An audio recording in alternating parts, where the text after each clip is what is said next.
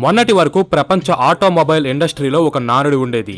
మీకు ఒక luxury car కావాలంటే దాన్ని యూరప్ నుంచి కొనాలి. మీకు పెర్ఫార్మెన్స్ ముఖ్యమైతే ఆ కార్ అమెరికా నుంచి ఇంపోర్ట్ చేయాలి, లేదా మీకు లాంగ్ రిలయబిలిటీ అవసరమైతే జాపనీస్ బ్రాండ్స్ నే ఎంచుకోవాలి. మరి అసలు భారతీయ కార్స్ ఈ లిస్ట్ లోనే లేవు.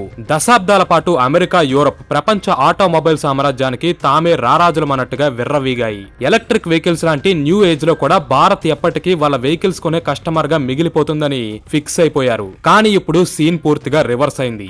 నిన్నటి దాకా మనల్ని చూసి నవ్విన అదే అమెరికా, అదే జర్మనీ, అదే చైనా ఈ రోజు భారత్ ఆటోమొబైల్ రంగంలో సాధిస్తున్న ఎదుగుదలను చూసి కుళ్ళుకుంటున్నాయి. టెస్లా, మెర్సిడీస్, BYD లాంటి బడా బ్రాండ్స్ కు చెమటలు పుట్టించే అద్భుతం జరుగుతుంది. వేరే దేశాల్ని కాపీ కొట్టడం బదులు భారతదేశం సైలెంట్ గా తన సొంత ఎలక్ట్రిక్ వెహికల్ సామ్రాజ్యాన్ని నిర్మించడం మొదలుపెట్టింది. కేవలం కార్స్ మాత్రమే కాదు, బ్యాటరీలు, charging network, software, manufacturing plants ఇలా 10 ఏళ్ల క్రితం అసలు ఉనికిలో లేని ఇండస్ట్రీ ఇప్పుడు ఫుల్ స్వింగ్ లోకి వచ్చింది.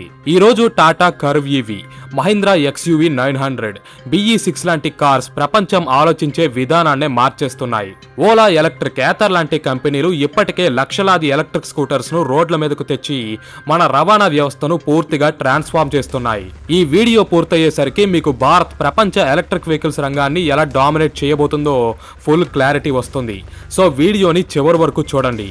అలాగే టెక్నాలజీ, మ్యానుఫ్యాక్చరింగ్, ఇన్నోవేషన్ లో భారత్ సాధిస్తున్న విజయాలను మిస్ అవ్వకుండా తెలుసుకునేందుకు మన ఛానల్ ఖచ్చితంగా సబ్స్క్రైబ్ చేసి ఫాలో అవ్వండి.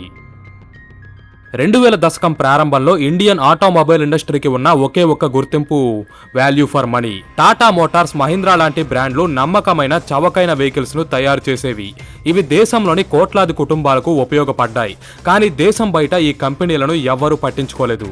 మీకు లగ్జరీ కావాలంటే జర్మన్ కార్లే కొనాలి. లేటెస్ట్ టెక్నాలజీ కావాలంటే అమెరికా వైపే చూడాలి. పర్ఫెక్ట్ రిలయబిలిటీ కావాలంటే జపాన్ కార్లనే ఎంచుకోవాలి. అసలు ఆ లెక్కలో భారతదేశం పేరే ఉండేది కాదు. మరి ఇండియాకు ఆ పొటెన్షియల్ లేదా అంటే మన దేశంలో అద్భుతమైన ఇంజనీరింగ్ టాలెంట్ ఉంది. కానీ అదంతా తెర వెనుకకే పరిమితమైంది.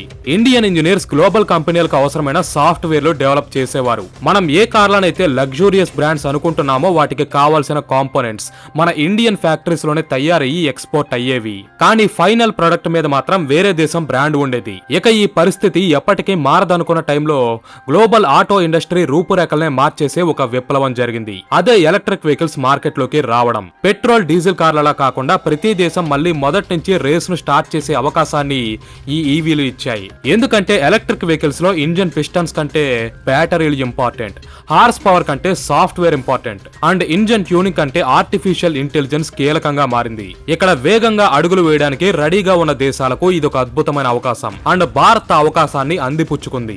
100 సంవత్సరాలుగా పెట్రోల్ ఇంజన్స్ ని మాస్టర్ చేసిన కంపెనీలను ఓడించడం కంటే ఫ్యూచర్ టెక్నాలజీలో పోటీ పడాలని నిర్ణయించుకుంది. ఆ ఒక్క డెసిషన్ మొత్తం ఆటను మార్చేసింది.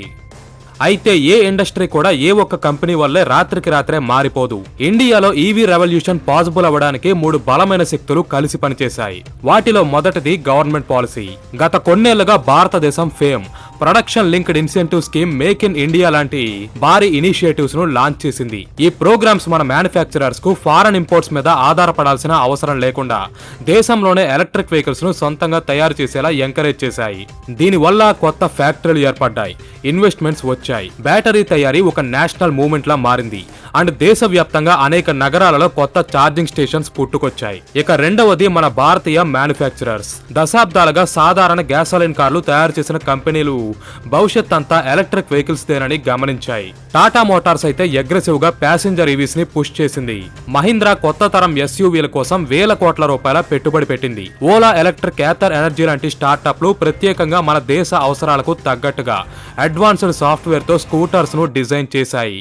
ఇక మూడవ శక్తి మన దేశానికి ఉన్న భారీ డొమెస్టిక్ మార్కెట్. 100 కోట్లకు పైగా జనాభా, ప్రపంచంలోనే అత్యంత వేగంగా డెవలప్ అవుతున్న నగరాలు మన దేశంలో ఉన్నాయి. సక్సెస్ కోసం ఇండియన్ మ్యానుఫ్యాక్చరర్స్ విదేశాల వైపు చూడాల్సిన పనే లేదు. ఇండియన్ డ్రైవర్స్ లో కొంత శాతం మంది ఎలక్ట్రిక్ వెహికల్స్ వైపు షిఫ్ట్ అయినా సరే ఆ నెంబర్స్ కోట్లకు పెరుగుతాయి. ఇదే మన మ్యానుఫ్యాక్చరర్స్ కు అసలైన బలం. టుగెదర్ ఈ 3 శక్తులు కలిసి ఎవ్వరు ఊహించని ఒక అద్భుతాన్ని సాధించాయి. దెబ్బకు ప్రపంచం మొత్తం షాక్ అయి భారత్ వైపు చూడడం మొదలుపెట్టింది.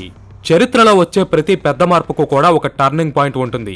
అలాగే ఇండియన్ ఎలక్ట్రిక్ వెహికల్ ఇండస్ట్రీలో ఆ టర్నింగ్ పాయింట్ ని తీసుకువచ్చిందే టాటా మోటార్స్.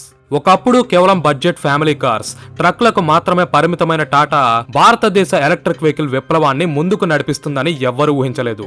అసలు ఎలక్ట్రిక్ వాహనాలు సక్సెస్ అవుతాయా లేదా అని ప్రపంచం మొత్తం ఆలోచిస్తున్న టైంలో టాటా మాత్రం సైలెంట్ గా వీటి మీద ఇన్వెస్ట్ చేసింది. టాటా ప్రపంచంలోనే ఫాస్టెస్ట్ సూపర్ కార్ ని తయారు చేయాలనుకోలేదు, లగ్జరీ కస్టమర్ల వెంట పడలేదు. బదులుగా టాటా ఒక సింపుల్ క్వశ్చన్ వేసుకుంది. కోట్లాది మంది సామాన్యులకు సైతం ఎలక్ట్రిక్ కార్స్ ని ఎలా అందుబాటులోకి తీసుకురావాలా అని ఆలోచించింది. ఆ ఒక్క ప్రశ్న మొత్తం ఇండస్ట్రీనే మార్చేసింది. కేవలం రిచ్ బయర్స్ కే కాకుండా అందరికీ డైలీ లైఫ్ లో ఉపయోగపడే ప్రాక్టికల్ ఎలక్ట్రిక్ కార్స్ ను తయారు చేయడంపై టాటా ఫోకస్ పెట్టింది. అలా వచ్చిందే నెక్సాన్ ఈవీ. ఎలక్ట్రిక్ వెహికల్స్ వైపు మారదామనుకున్న ఇండియన్ ఫ్యామిలీస్ కు ఇది ఒక బెస్ట్ ఆప్షన్ లా కనిపించింది. పెట్రోల్ లేదా డీజిల్ కార్ల కంటే దీని మెయింటెనెన్స్ కాస్ట్ చాలా తక్కువ. ఎందుకంటే ఎలక్ట్రిక్ మోటార్స్ లో మూవింగ్ పార్ట్స్ అనేవి చాలా తక్కువగా ఉంటాయి. రోజు పెట్రోల్ బంక్ వెళ్లే బదులు రాత్రిళ్ళు ఇంటి దగ్గరే ఛార్జింగ్ పెట్టుకోవడం అనేది చాలా మందికి చీపర్ ఆల్టర్నేటివ్ గా కనిపించింది. అయితే ఇది కేవలం ఒక ఎలక్ట్రిక్ కార్ ని తయారు చేయడానికి సంబంధించిన విషయం కాదు. ఈ సక్సెస్ భారత్ కూడా అడ్వాన్స్డ్ టెక్నాలజీని తయారు చేయగలదని ప్రపంచానికి నిరూపించింది. తర్వాత టియాగో ఈవీ వచ్చింది.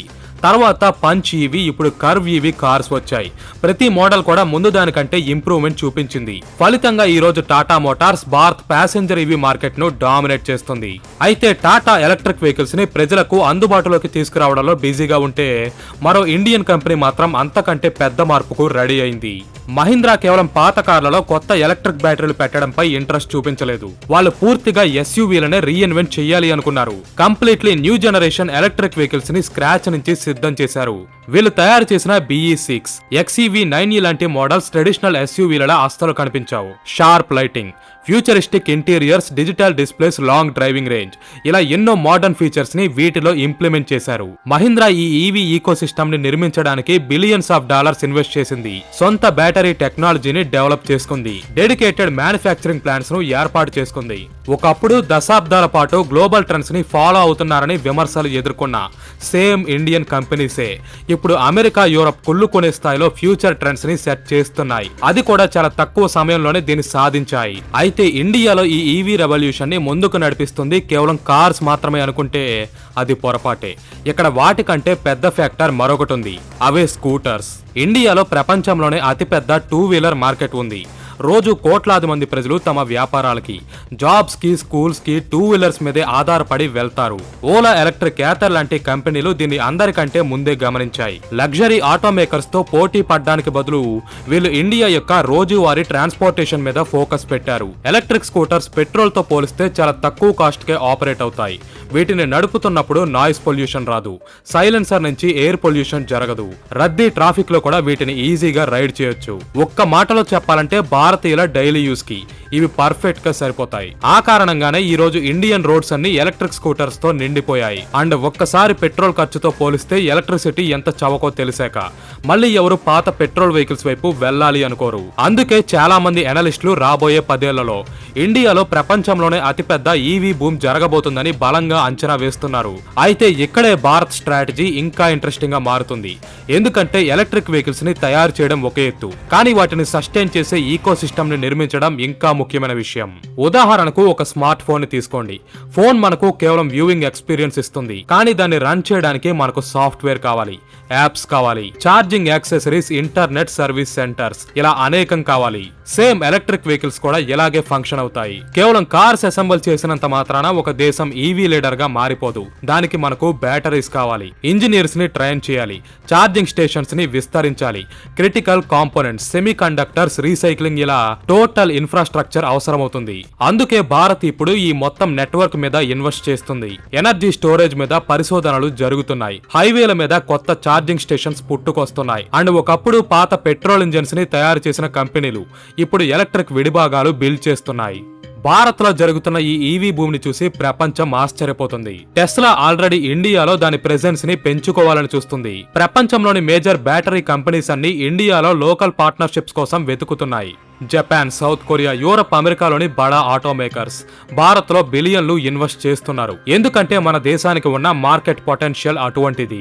10 ఏళ్ల క్రితం భారత్ ఎలక్ట్రిక్ వెహికల్ ఇండస్ట్రీ ఎంత వేగంగా డెవలప్ అవుతుందని ఎవ్వరూ ఊహించలేదు. కానీ ఈ రోజు టాటా, మహీంద్రా, ఓలా, ఏథర్ లాంటి కంపెనీలు కేవలం వెహికల్స్ ని అమ్మడం లేదు, ఒక కొత్త సామ్రాజ్యాన్ని నిర్మిస్తున్నాయి. మరి ఈ విషయంపై మీ ఒపీనియన్ ఏంటి? కామెంట్ చేయండి. ఈ వీడియో మీకు నచ్చితే ఖచ్చితంగా లైక్ చేసి ఛానల్ సబ్స్క్రైబ్ చేయండి. ఎందుకంటే భారతదేశ రూపురేఖల్ని మార్చేస్తున్న టెక్నాలజీస్, ఇండస్ట్రీస్ మరియు మెగా ప్రాజెక్ట్స్ గురించి ఈ ఛానల్లో మీరు క్లియర్ గా తెలుసుకుంటారు. Thanks for watching. జై హింద్.